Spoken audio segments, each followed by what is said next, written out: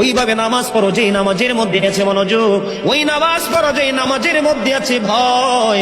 তুমি নামাজটা পড়তে হবে এমন ভাবে বন্ধু, একজন নামাজে দাঁড়ালেন, বন্ধুরে আমার, নামাজে যখন তিনি দাঁড়ালেন, দাঁড়ানোর পরে তিনি বলতেছেন আমি নামাজটা এমন ভাবে পড়তে চাই। কিভাবে পড়ি?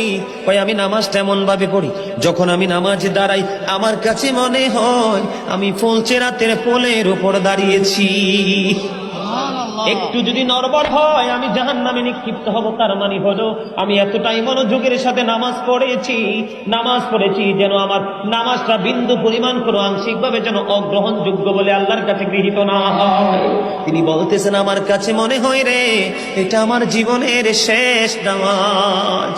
আমি এতটা ভয়, এতটা আতঙ্ক নিয়ে, এতটা তাকওয়া নিয়ে নামাজ পড়ি, আমার কাছে মনে হয় আমার পিছনে যেন আজরাইল দাঁড়িয়ে আছে, ডানে বামে সালাম ফিরাতে দেরি রে, আমার কাছে মনে হয় আমার প্রাণ পাখিটা কেড়ে নিয়ে যাবে। আমি যখন নামাজে দাঁড়াই আমার কাছে মনে হয় আমি যেন বাইতুল্লাহর সামনে দাঁড়িয়ে আছি। আমার কাছে মনে হয় আমার ডান দিকে জান্নাত অবস্থিত, বাম দিকে আমার জাহান্নাম অবস্থিত।